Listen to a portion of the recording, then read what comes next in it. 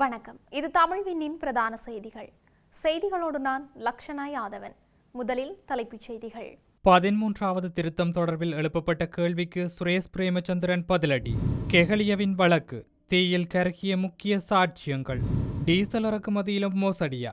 அனுர் ஆட்சியில் அடுத்தடுத்து எழும் குற்றச்சாட்டுகள்.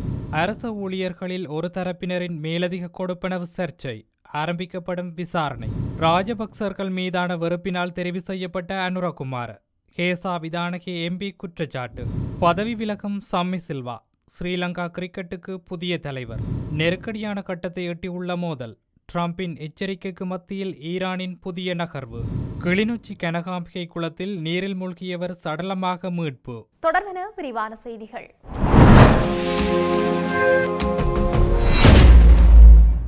உத்தரவாதம் இல்லாத புதிய அரசமைப்பில் உள்ளடக்கப்பட வேண்டிய தீர்வு பற்றி பேசும் நாம் ஏற்கனவே அரசமைப்பில் உள்ள 13வது திருத்தத்தை நடைமுறைப்படுத்தி மாகாண சபை தேர்தலை நடத்துமாறு கோருவதில் என்ன தவறு இருக்கின்றது என்று ஜனநாயக தமிழ் தேசிய கூட்டணியின் பேச்சாளர் சுரேஷ் பிரேமச்சந்திரன் கேள்வி எழுப்பியுள்ளார்.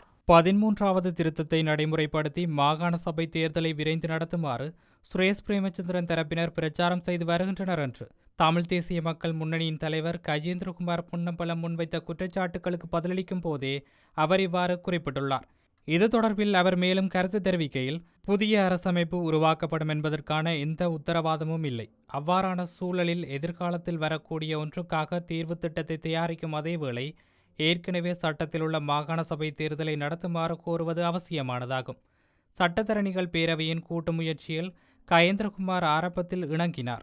இப்போது அவர்கள் புரிதொரு குழுவாக தனித்து செயற்படுவதாக இருந்தால் அந்த பேரவையின் கூட்டு முயற்சியில் இணைந்திருப்பதா இல்லையா என்பதை அவர்களே தீர்மானிக்க வேண்டும். கடந்த 9ஆம் தேதி நடைபெற்ற சந்திப்பிலும் இது குறித்து பேசப்பட்டது.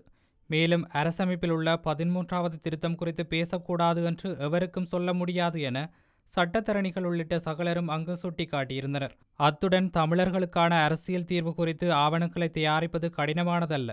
அதற்காக ஏற்கனவே பல ஆவணங்கள் இருக்கின்றன.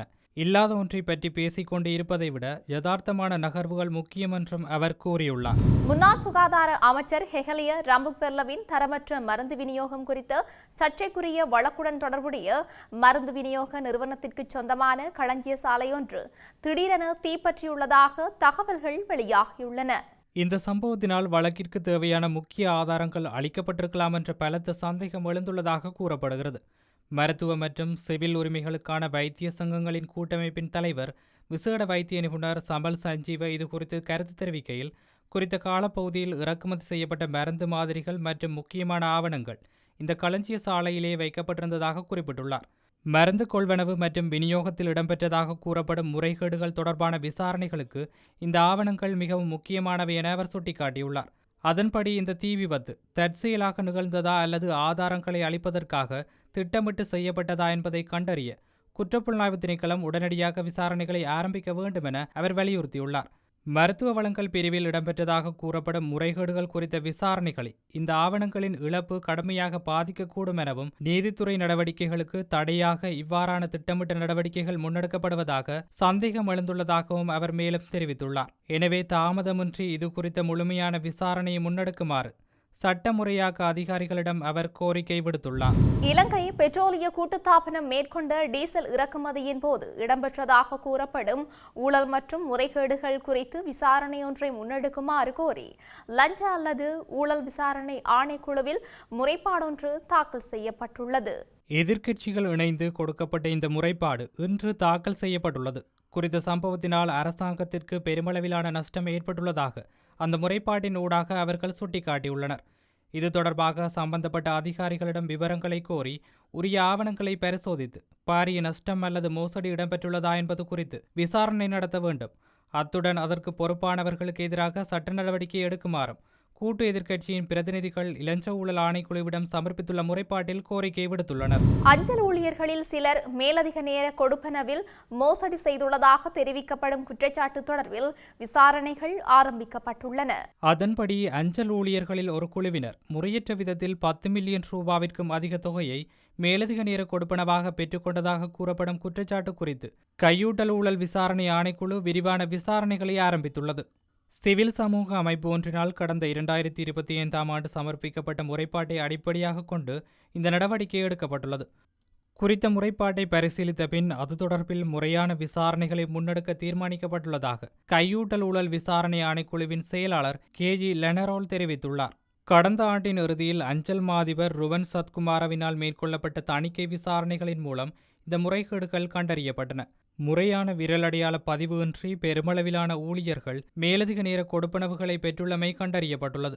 வாகன பராமரிப்பு போன்ற பணிகளின் போது தேவையற்ற ஊழியர்களின் பெயர்களை பட்டியலில் இணைத்தும் வேலை நேரத்தை செயற்கையாக அதிகரித்தும் நிதி கோரப்பட்டுள்ளதாக குற்றஞ்சாட்டப்பட்டுள்ளமை குறிப்பிடத்தக்கது. நாட்டை வங்குரோத்து நிலைக்கு தள்ளி மக்களை ஏழ்மையாக்கிய ராஜபக்சகளுக்கு மீண்டும் அதிகாரத்தை கோருவதற்கு எந்தவிதமான தார்மீக உரிமையும் கிடையாது என்று ஐக்கிய மக்கள் சக்தியின் ரத்தினபுரி மாவட்ட நாடாளுமன்ற உறுப்பினர் ஹேஷா விதானகே தெரிவித்துள்ளார். கொலண்டாவ பகுதியில் ஞாயிற்றுக்கிழமை நடைபெற்ற நிகழ்வொன்றில் உரையாற்றும் போதே அவர் இதனை கூறினார். அங்கு அவர் மேலும் கூறுகையில், கடந்த கால ஊழல்வாதிகளை சிறைக்கு அனுப்புவார்கள் என்ற நம்பிக்கையிலேயே மக்கள் அனுரகுமார திசாநாயக்கவை ஜனாதிபதியாக தெரிவு செய்தார்கள். ஆனால் அந்த எதிர்பார்ப்பு இதுவரை நிறைவேறவில்லை. கடந்த 1.5 வருட கால ஆட்சியில் பல ஊழல் மோசடிகள் இடம்பெற்றுள்ளன. எனினும் அவற்றுக்கு அமைச்சரவை பொறுப்பேற்காமல் அரசு அதிகாரிகளே பலியாக்கப்படுகின்றனர். மஹிந்தானந்த அழுத்கமே, ரோஹித அபேகுணவர்த்தன உள்ளிட்ட ஊழல் குற்றச்சாட்டுகளுக்கு உள்ளானவர்கள் மீது முறையான விசாரணைகள் நடத்தப்பட வேண்டும் என்பதில் நாம் உறுதியாக உள்ளோம். பொருளாதார மீட்சி பற்றி நாமல் ராஜபக்ச பேசுவது வேடிக்கையானது என்று சுட்டிக்காட்டிய ஹேஷா விதானகே, கோட்டாபய ராஜபக்சவின் காலத்தில் நாடு வங்குரோத்து அடைந்த போது அந்த அமைச்சரவையில் அனைத்து ராஜபக்சர்களும் அங்கம் வகித்தார்கள்.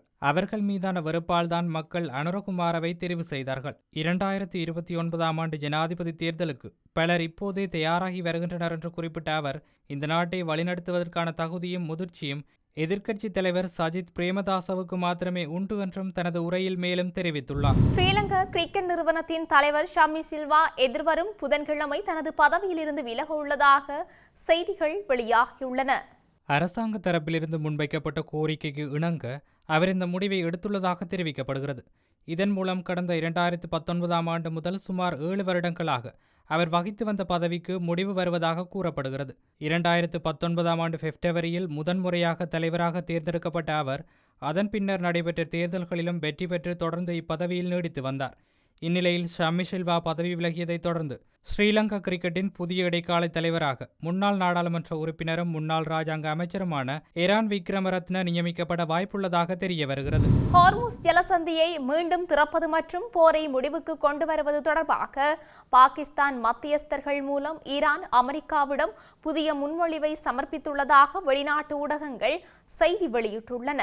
அமெரிக்காவிடம் வழங்கிய புதிய முன்மொழிவில் 3 நிலைகளை ஈரான் குறிப்பிட்டுள்ளதாக தெரிவிக்கப்படுகின்றது. இருப்பினும் இதற்கு அமெரிக்கா இன்னும் பதிலளிக்கவில்லை என்றும் ஈரான் அமெரிக்க இராணுவ மோதல் நெருக்கடியான கட்டத்தை எட்டியுள்ளதாகவும் கூறப்படுகின்றது. இந்த பின்னணியில் ஈரானின் எண்ணெய் உட்கட்டமைப்புகள் 3 நாட்களுக்குள் வெடித்து சிதறக்கூடும் என அமெரிக்க ஜனாதிபதி டொனால்ட் ட்ரம்ப் எச்சரித்துள்ளார். ஈரானில் எண்ணெய் குழாய்கள் ஏதேனும் ஒரு காரணத்தால் மூடப்பட்டால் அந்த குழாய் வெடித்துவிடும் என்றும் செய்தியாளர் சந்திப்பில் ட்ரம்ப் தெரிவித்துள்ளார். எண்ணெய் குழாய்களிலிருந்து கொள்கலன்களிலோ அல்லது கப்பல்களிலோ நிரப்ப முடியாது. வெடித்து சிதறினால் அதனை முன்பிருந்ததைப் போல மீண்டும் கட்டியெழுப்ப முடியாது. இது மிகவும் ஆபத்தான விளைவுகளுக்கு வழிவகுக்கும். இதன் விளைவாக ஈரான் தனது எண்ணெய் உற்பத்தி திறனில் பாதியை இழக்கக்கூடும். குழாய் வழி இறுதியில் அடைபடும் போது எண்ணெயை கப்பல்களிலோ அல்லது சேமிப்பு கிடங்குகளிலோ சேமித்து வைக்க இடமில்லாததால் அதை மூட வேண்டிய நிலை வரும்போது மிகவும் மோசமான ஒன்று நடக்கும். எனவே ஈரானியர்கள் அழுத்தத்தில் இருப்பதாக நான் நினைக்கின்றேன். ஆனால் நான் அதை அழுத்தமாக பார்க்கவில்லை. பெரிய அழுத்தம் என்னவென்றால் நமது இராணுவம் நம்ப முடியாத அளவிற்கு வலிமையானது என்று அமெரிக்க ஜனாதிபதி எச்சரித்துள்ளார். போர் நிறுத்த பேச்சுவார்த்தை நடத்துவதற்காக ஈரான் தலைமை என்னை அணுகலாம். அவர்கள் பேச விரும்பினால் எங்களிடம் வரலாம், எங்களை அழைக்கலாம். உங்களுக்கு தெரியும், தொலைபேசி வசதி உள்ளது. எங்களிடம் நல்ல பாதுகாப்பு இணைப்பு வசதிகள் இருக்கின்றன என்றும் அவர் கூறியுள்ளார். கிளிநொச்சி கனகாம்பிகை குளத்தில் நேற்று பிற்பகல் 3 நீராடி கொண்டிருந்த போது அவர்களில் ஒருவர் திடீரென நீரில் மூழ்கியுள்ளார். இதையடுத்து நேற்று மாலை முதல் காணாமல் போன நபரை தேடும் பணிகள் முன்னெடுக்கப்பட்டன. இன்று காலை சுமார் 8 மணியளவில் இரணைமடு நன்னீர் கடற்றொழிலாளர்களின் உதவியுடன் அவரது சடலம் மீட்கப்பட்டது. இந்த சம்பவத்தில் உயிரிழந்தவர் கிளிநொச்சி ஸ்கந்தபுரம் பகுதியைச் சேர்ந்த 32 வயதுடைய 3 பிள்ளைகளின் தந்தை என தெரிவிக்கப்பட்டுள்ளது. செய்திகளின் நிறைவாக மீண்டும் தலைப்புச் செய்திகள். 13வது திருத்தம் தொடர்பில் எழுப்பப்பட்ட கேள்விக்கு சுரேஷ் பிரேமச்சந்திரன் பதிலடி. கெஹலியவின் வழக்கு, தீயில் கருகிய முக்கிய சாட்சியங்கள். டீசல் இறக்குமதியிலும் மோசடியா? அனுர் ஆட்சியில் அடுத்தடுத்து எழும் குற்றச்சாட்டுகள். அரச ஊழியர்களில் ஒரு தரப்பினரின் மேலதிக கொடுப்பனவு சர்ச்சை, ஆரம்பிக்கப்படும் விசாரணை. ராஜபக்சர்கள் மீதான வெறுப்பினால் தெரிவு செய்யப்பட்ட அனுரகுமார, கேசா விதானகே எம்பி குற்றச்சாட்டு. பதவி விலகும் சம்மி சில்வா, ஸ்ரீலங்கா கிரிக்கெட்டுக்கு புதிய தலைவர். நெருக்கடியான கட்டத்தை எட்டியுள்ள மோதல், ட்ரம்பின் எச்சரிக்கைக்கு மத்தியில் ஈரானின் புதிய நகர்வு. கிளிநொச்சி கனகாம்பிகை குளத்தில் நீரில் மூழ்கியவர் சடலமாக மீட்பு.